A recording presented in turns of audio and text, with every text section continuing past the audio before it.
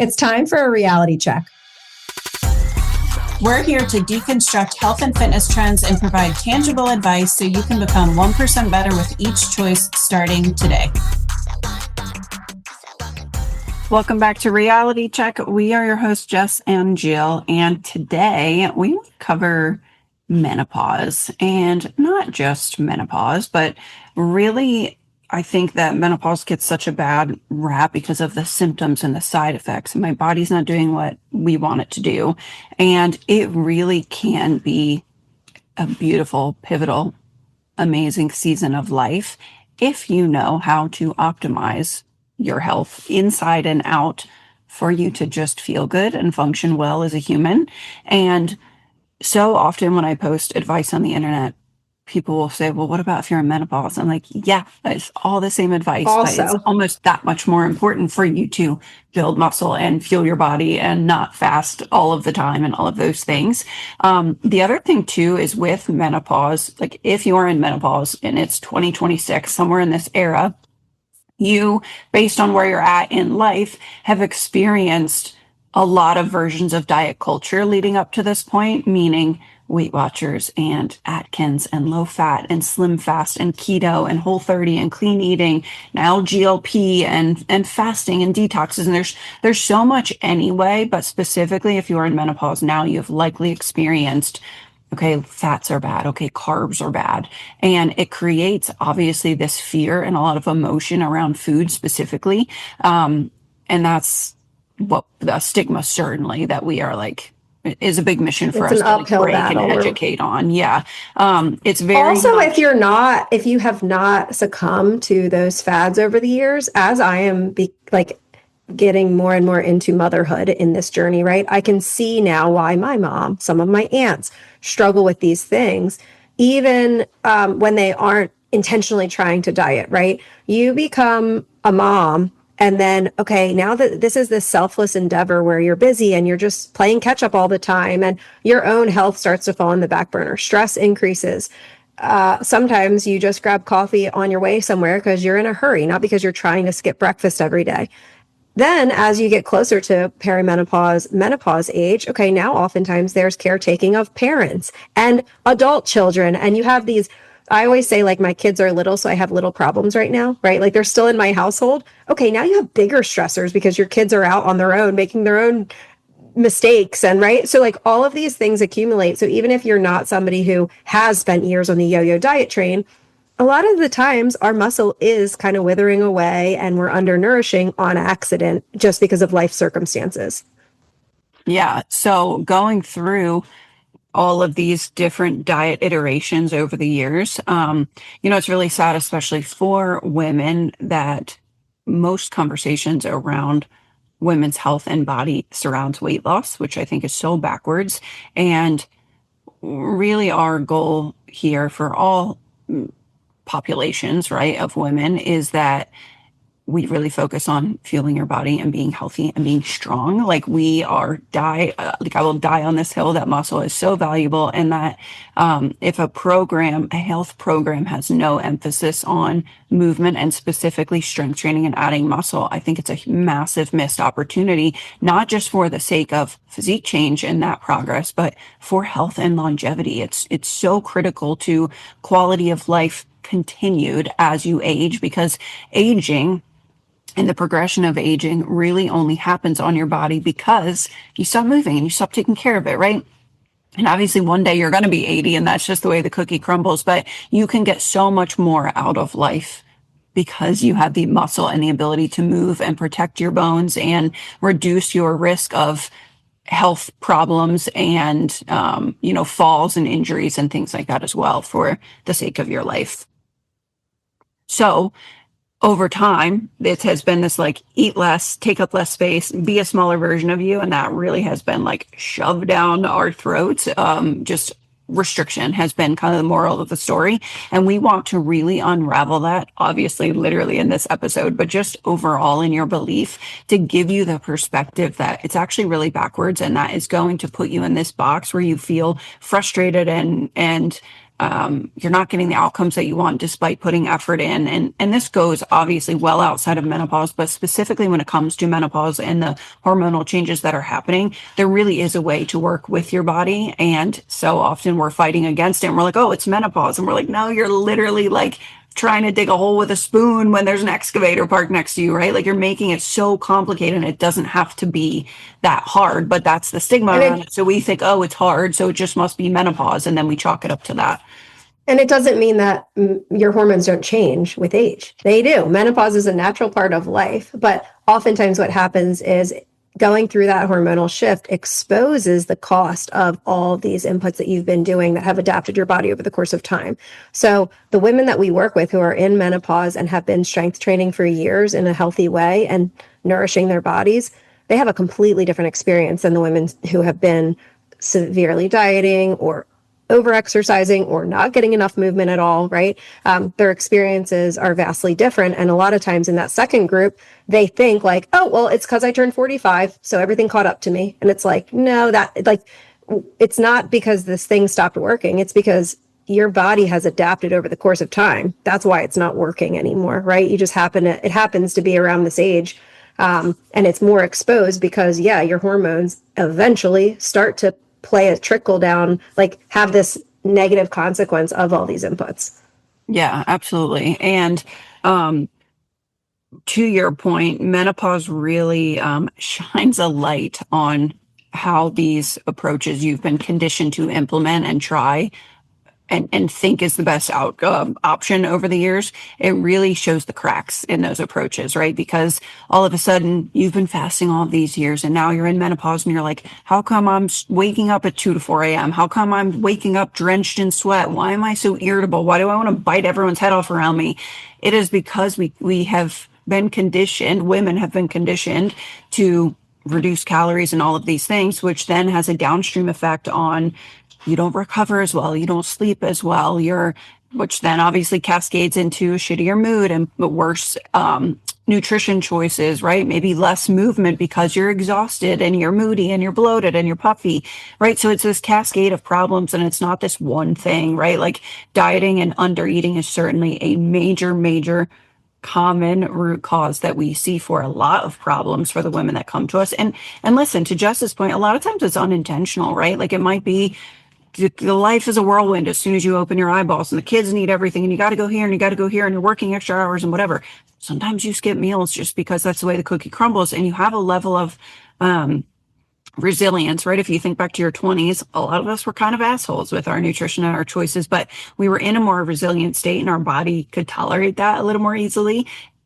Then in your 30s, all of a sudden you have a couple of drinks and you're like, oh my God, like how did I used to do this, right? And then all of a sudden in your 40s, you're like, man, I can't even go without like, I got to be in bed by 9 or I think my whole world crumbles, right? So we have to be proactive in our health and our body starts reaping the consequences of previous lifestyle decisions and choices that maybe we didn't feel the impact of until something like this changed in your life where hormones start changing and it's just a life change you don't have control over, right? So now we have this added, putting an air quote, stressor, for lack of a better word, with menopause, which means we need to optimize the other areas. And again, that's the point of this episode, is to tell you what those other areas are and what that looks like.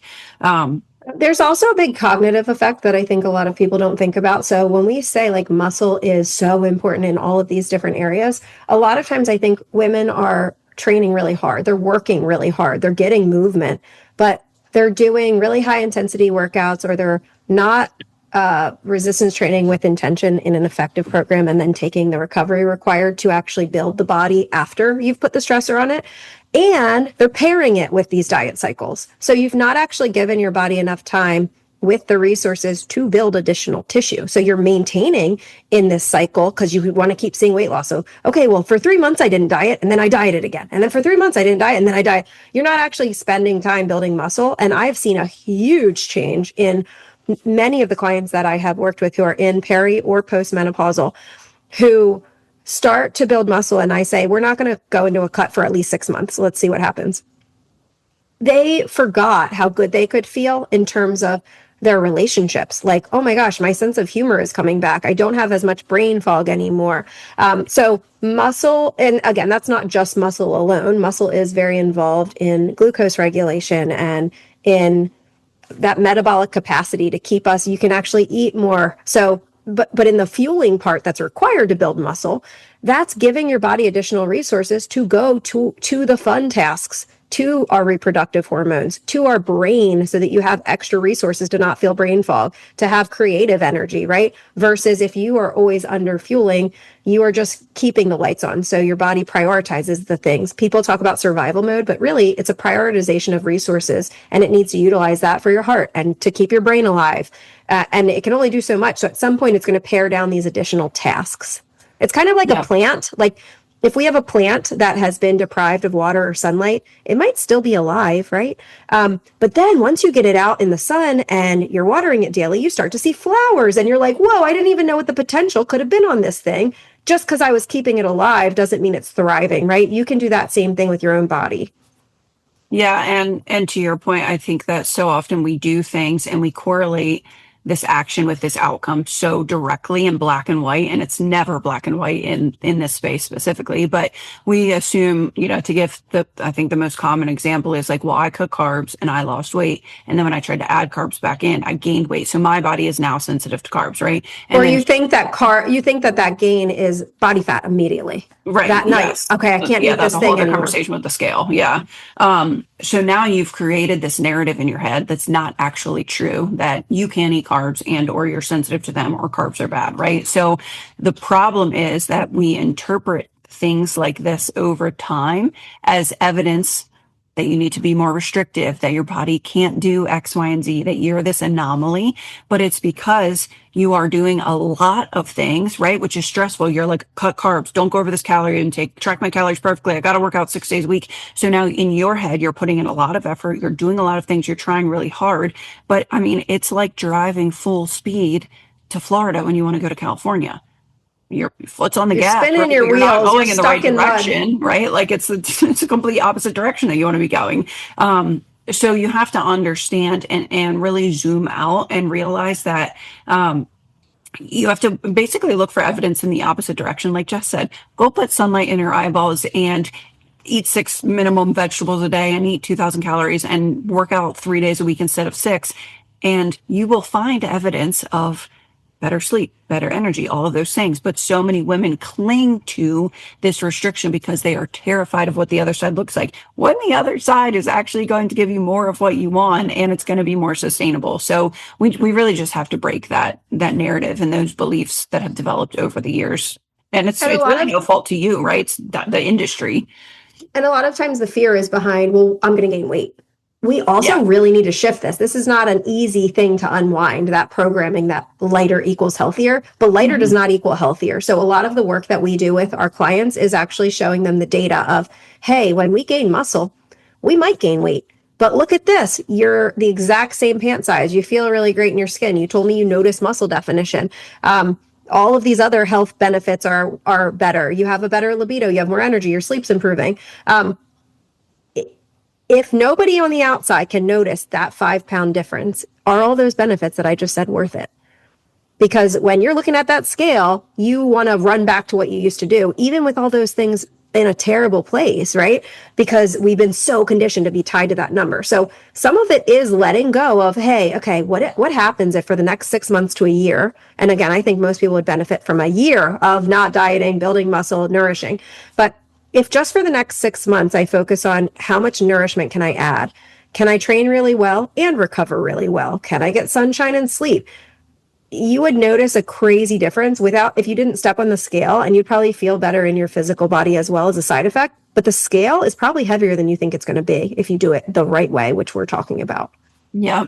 Yeah. So, and to be clear, I'm not in menopausal range and I'm not navigating that. However, I have also had to learn the lesson a very, very hard way that restricting and lighter is not the answer, and that giving myself, I was so afraid to like rest and recover. I'm very type A, gotta do things, gotta check the box. And I think I can speak for a lot of women that feel like they're trying to fit 50 hours of shit into a 24-hour day, that you feel like, well, I don't have time. So how could I possibly add in more meal prep? How could I possibly add in more workouts? But I can assure you that you won't have to do as much or work as hard if you give yourself more rest and recovery, because you will then have actually more capacity. You are looking at like hours, like clock in, clock out, right? You will give yourself more capacity. And I have to tell you, I was thinking about this morning, honestly, when I left the gym. I texted Jess because we had a meeting this morning. I'm like, I'll be there in 5 minutes. And I realized that there was a version of me at one point in my life that said, I have too much to do. I don't have time to work out. And then one day I decided I am someone that works out, and it's just not negotiable, right? I didn't look for motivation. I didn't have to hire somebody. I wasn't like, oh, it's so hard. I have to like do all these things. I literally just woke up one day and said, I work out 4 days a week. And guess what I do? I work out 4 days a week. It really doesn't have to be any more complicated than that. Now, of course, in my head for a couple of weeks, I was like, oh, I got all this stuff at home waiting for me. But you realize that you're creating a new version of normal for yourself. And the only way to do that when you feel like you have no capacity is to just do it and figure it out. For me, health is not a negotiable, right? And you do start to feel it builds the capacity, like you're saying, Correct. where you start to feel like you actually have more time because you have more energy, you have more cognitive You're more capacity. confident, you're more energized, you sleep better. Typically, Yeah. I always like to tell people, give it 3 weeks solid consistency, and then you will start feeling some of those benefits, though. 3 to 4 weeks of, okay, I'm going to be really consistent, because you will feel achy the first couple times. Your body is not adapted to this. You're not used to it. You will feel probably really tired. Guess what? Hopefully that helps you get into a better cycle by going to bed on time instead of staying up late watching Netflix, right? These things will feel hard on your body at first. And I'm not saying you need it to feel hard on your body for it to be effective. I want you to start in an appropriate range. I want us to work on mobility and things. I don't want you to hurt yourself. But it will feel challenging the first 3 to 4 weeks. If you're very consistent, you will start to crave this feeling, because everything else in life starts to get a little bit easier when you make this a priority. Yep.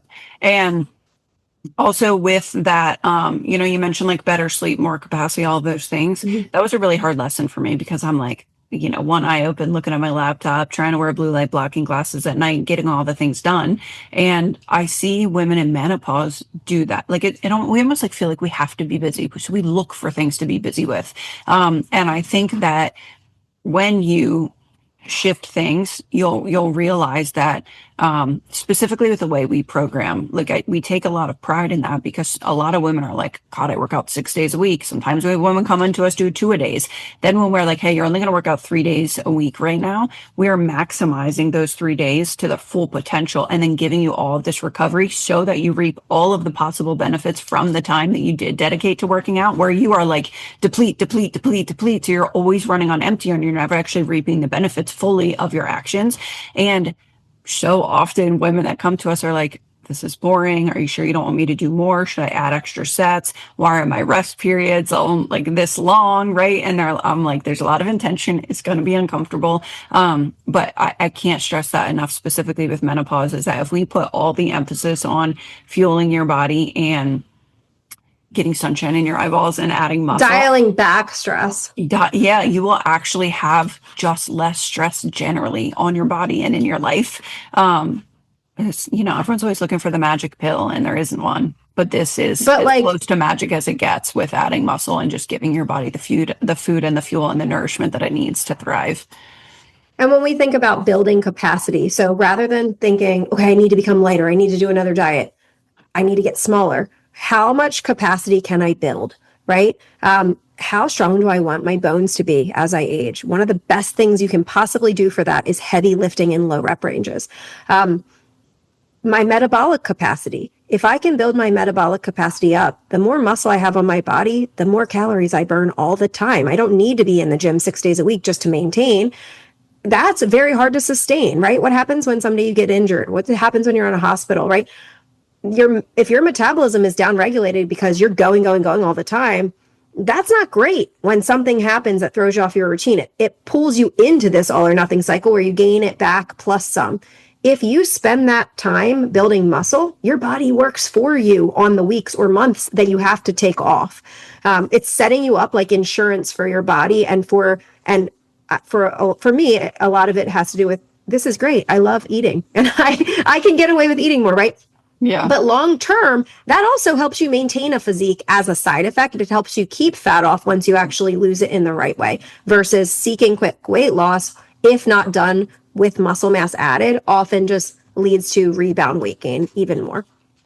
Yep. And with hormones specifically, a lot of the menopausal women that come to us struggle with symptoms like not good sleep, joint pain, puffiness, inflammation. You might feel like you do have that, like, I look at bread and gain 5 pounds type of thing. But adding muscle will drive, for one, it'll support hormones. Especially from like a glucose and insulin standpoint. It's going to help support testosterone, but it's also going to drive your hunger cues in the direction that we want it to go, so that you eat more food, so that you have more fuel, so that you have more energy to then have more effective workouts. And then that's going to drive your hunger. And it's a cycle, right? A positive cycle. We program the way that we do to drive your hunger cues so that you can eat more food and have higher capacity. But some people are like, well, I try to eat more food and I gain weight. Well, hold on a second. What were you eating? How much were you eating? Were you monitoring how much you ate? Did you gain 1 pound in 2 weeks? Like, are we looking at body composition? Did you like eat a salty meal and weigh in the next morning and think, oh, I'm getting fat, I got to quit?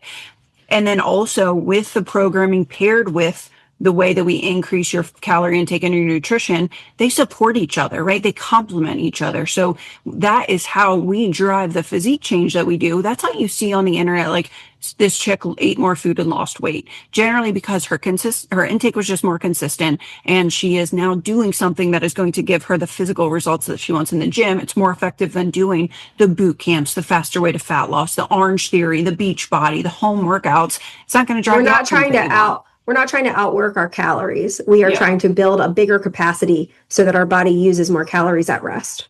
Yeah. So we can support, again, strength, mobility, prevent injuries, improve your metabolic health and capacity. But also women come to us and it's funny when I ask what their health goals are, they're like, well, I want to feel good. I want more energy. I want to balance my hormones, but I also like want to lose some weight and feel like it's almost like this like sacrilegious thing. Like they're like, they feel like they can't say that. And I'm like, it's okay to have health goals and physique goals. They can complement each other. There are some times where one takes precedence over another. Generally, you don't want physique to take precedence over health, but we do have clients that say, I'm bloated, I'm this, but I'm in my deficit and I want to prioritize this. And we're going to say, okay, we can't optimize that while we're pursuing this deficit, right? So we give them that choice. Generally, we would not advise you to pursue physique goals over health, but just giving that context.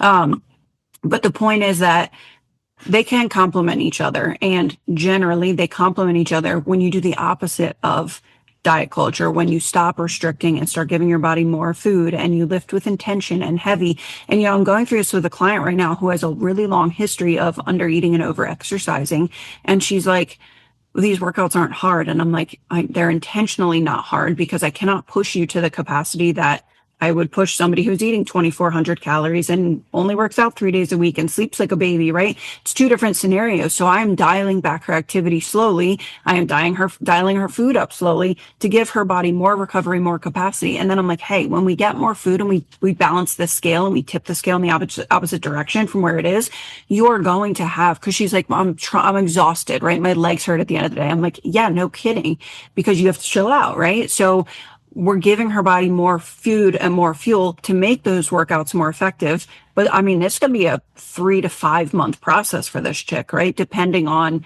how capable she feels and the safety that she feels. So, people throw shade sometimes at reverse dieting, and this applies to menopause because sometimes there's just conditioning and belief that takes time to break, right? With cutting carbs and restricting calories and choosing low fat foods for so long that like it feels mortifying to eat a plate of pasta or full fat yogurt for some people, right? So we need time to like break those beliefs. And a lot of times the biggest roadblock for menopausal women is just what's in their head. So I think that's important to understand health first. and the body will follow. And that's really like our intention And behind sometimes there our is, education. this isn't the reverse diet part, but spending a good amount of time at higher calories for metabolic adaptation can also be a very real thing if somebody has spent a lot of time at really, really low calories. So sometimes with this population of menopausal, when those women do want to go into a deficit, sometimes we do have to cut a little bit lower than I would for somebody else who hasn't been treating their body like that for so many years, right? But I also have cases, like I can think of a woman we just talked about before we got on here. She graduated from coaching about 2 years ago. And recently we caught up and I just was asking how she's feeling, and she's maintaining and loving her life. It was really cool when she first started, went through an initial build phase. It was only 3 or 4 months. Then we tried to cut. She had to cut down to like 15 or 1600 calories to lose weight. And at her size, I thought we should be able to do it higher, but we had to keep going lower and lower because of her dieting history. She then continued coaching, felt a little better in her skin, continued coaching, did a whole year and a half of building and just fueling and feeling good and getting really strong. Then we went to cut, and it was like easy peasy for her to lose weight at 1800 calories the next time we did it, after spending a significant amount of time at maintenance just focusing on building. So you can actually build your capacity to make future fat loss phases easier on yourself also, which a lot of times people want to just rush through it because they think, well, what's the point of coaching if I'm not losing weight? Because we're building your health, right? We're actually going to make keeping it off easier on you and educate you on the whys along the way. So I just thought that that was an awesome example, because many times people give up before they get to that point of being able to see that benefit long term, which is really cool. Yeah. And, when it comes to lifting, you just kind of touched on this about calories. Like, so often we're chasing calorie burning out of our exercise, or sweat, or how hard it felt. And we really need to look at exercise and the way that we move our bodies and the resistance training that we put on it. Training should be there to build strength and confidence and function and muscle tissue. And again, you can't control the hormone changes that are happening in menopause. It's part of life, but you can optimize around those changes so that you don't feel the impact of them as much, or for some women at all, right? Some women don't really feel much different through menopause when they're lifting, when they're feeling their body. So we have clients that pursue HRT alongside our program, which we have a partner for. Great if that's a gap that we have to fill. Other women, when we get them eating more food, we give them more recovery, they're sleeping better, all these things, they don't feel the need to pursue that anymore like they might have thought when they came in. So again, it's very case dependent. Some women do need it to feel better, and great, that's your choice, and some women don't. And there's no right or wrong answer to that, but obviously your hormones are going to do what they're going to do in menopause. You can influence how that makes you feel based on these other things that we're talking about. And then when it comes to food, we talked about this for the most part, but it's very calorie driven in diet culture. And we're really looking more for not just eat more food, like Jess said, through reverse dieting, but it's really, getting away from bad habits like fasting or avoiding carbs, or saving calories for the end of the day, or rushing through meals and constantly eating convenience meals, right? We want just healthy And nutrition hygiene. there's a time and place for something like a fasting protocol too. Like, we're not against these specific interventions, but again, people take them and apply them. And because they lost weight when they ate less, obviously, right? You're in a caloric deficit. They now think that's the only way that I can get in a body I feel better in, which is just not accurate. I also think this is kind of fun how you and I have come full circle on this, because so Jill, in the height of her bodybuilding career, used to be like the Oreos, if it fits your macros chick, right? So she, like Lane Norton, shared some of her posts. It was like a big deal back at that time, where she was like, it doesn't matter because carbs are carbs, fat is fat, whatever.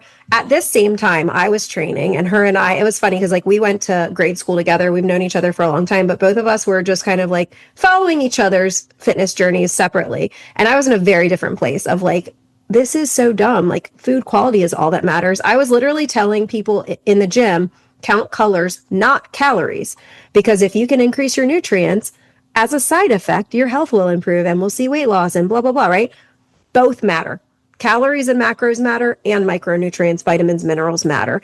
I have had clients who eat very, very well in terms of food quality, but they're accidentally under eating because they're just full and they're eating 1,000 calories a day of nutrient dense food, Well, guess what? They become metabolically adapted and struggle with these things, even though in terms of what they're eating berries and fish and greens, and right, it would seem on paper like they're super healthy. Well, they're over exercising, their body has become metabolically adapted.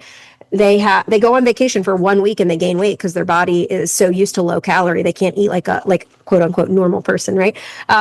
On a week or a day off or a weekend that's unusual for them, so then they gain a couple pounds, right? So we have women who eat very healthy who are in that category, and then we also have women who have tracked macros and been in physique type competitions, and they come in, nope, I know what I'm doing training wise, this is all I need you for. And then we kind of flip that upside down and shift gears to a more food quality conversation, and they start to feel better, right? Both matter very much and they go hand in hand. So one is not in isolation of the other. Yep, absolutely. And when it comes to menopause and just this stage and season of life, again, it really tends to get such a negative light. And I think a lot of, I guess, content around menopause right now is beneficial in terms of putting more of a spotlight on menopause and the struggles that come with that. And I do think there's lacking like research, information, quite frankly, things like this podcast that are accessible to women to learn how to actually optimize their health in general, but specifically during menopause. And just knowing that it doesn't have to come from restriction, but to everything that Jess said, we also have to look through the lens of calories and all of these health choices that you're making from a health standpoint and a physique change standpoint, because you don't have to be, so many women live in a calorie deficit, again, intentional or not. You have to fuel your body at some point, right? And generally you should be doing that all of the time. Yes, if you are deriving physique change or seeking fat loss, at some point you have to be in a calorie deficit. But if you give your body, again, premise of the whole episode, more capacity, more resilience, more all of these things, then doing that is going to be so much easier for you versus white knuckling a calorie deficit to hang on to this 5-pound weight loss for years and years and years and years, when in fact it ends up typically driving the opposite outcome, where women are like, if you ask a typical woman that gets on the phone with us how long you've been dieting, most of the time it's somewhere in the realm of the majority of their adult life.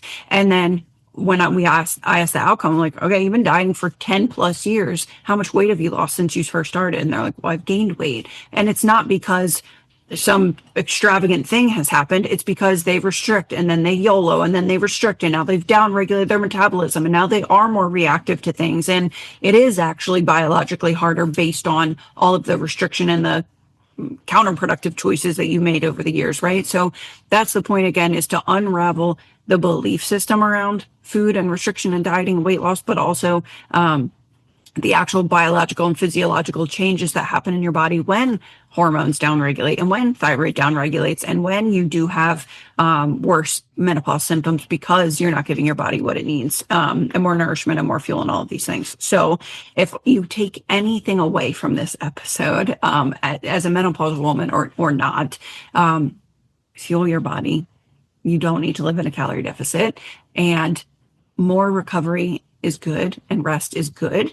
And if you put an emphasis on how do I get as strong as possible, like add as much muscle as possible, like I want you to think like Arnold Schwarzenegger in your head is the outcome. You are a female. That's not going to happen. And even if it does happen, it certainly wouldn't train like overnight. that. So you don't have to worry train about like it. that. Though. Yeah, that's train how like you want to be train like that. and think and approach the gym. I want to say think like a man, but really that probably creates a whole other stigma and problem. Like be a woman, and women should be strong and deserve to be strong and all those things. But that's really what we want you to think is like lift heavy, give your body the fuel it needs to execute that activity, and then like have fun, loosen your grip. The weight loss is going to come as a byproduct, but if you haven't ever intentionally eaten 2,000 plus calories in a day, start there and do that for the next 6 months. And to just pull in old Jess ways of counting colors, right? And not stressing so much about restricting calories, rest, recovery, lift with intention, dial back to 3 to 4 days max, you will see much better outcomes. It's not going to be directly on the scale where you get the dopamine hit of the scale going down every single morning when you step on it. But you are going to drive better physique outcomes. So it's important to look beyond the scale. And that really should be knock down a few pegs in order of priority, but look at your measurements. Think about how your clothes feel. Are you less inflamed and reactive to foods? Are you sleeping better? Is your energy better when you wake up in the morning? Are you less irritable with the people around you, right? Like, you want to look at these other pieces of data and biofeedback, because those are going to be so much more reliable for health outcomes and physique outcomes than just the scale in and of itself. The scale will go down if you have body fat to lose. I want to give a caveat here for anybody who's listening and thinking, okay, I know I eat over that. So what about the people who aren't under eating, right? This is such a fun thing to talk about because it's so much simpler for you because your body is not metabolically adapted really low. Now, you're going to have very different challenges. Maybe you struggle with cravings and saying no to particular foods and with having to get the discipline to get up and go to the gym if you're not used to it, right? But we talk about under eating. A lot of like the standard American diet is full of people who are over consuming calories, but still find themselves undernourished when it comes to nutrients, protein, fiber, vitamins, minerals. So if this is you, if you fall in this category of, well, I'm obese because I overeat and underexercise, keep it simple. Add protein, add plants. Those two things alone, naturally, you're going to end up eating less calories on accident because you're going to be more full. So add meat that looks like the animal it came from, less processed things, and add colorful plants. And then on the training side, add strength training 3 days a week, just like we're telling the other population, right? You do those two things, your body is more adapted to be able to lose weight because you're going to, again, you're going to be able to put yourself in a little bit of a deficit just by being more full day to day. Absolutely. So that's the moral of the story.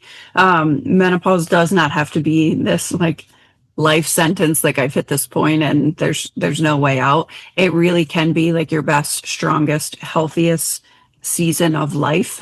But you have to step away from the restrictive mindset and behavior and be more intentional with your health. Be more intentional about building muscle and eating to support your body, and stress and sleep and recovery. And I know that sounds like a laundry list, but truly it is about simplifying, and less is more. So that is menopause simplified in a nutshell, to really just optimize and make it, again, unlearning all of those years of diet advice and adding muscle and optimizing your metabolism so that you feel good. And it's just a thing that you're going through and the way that life goes, but that you continue to feel good before it, through it, and beyond it. So that is all for today's episode, and we'll see you guys next time.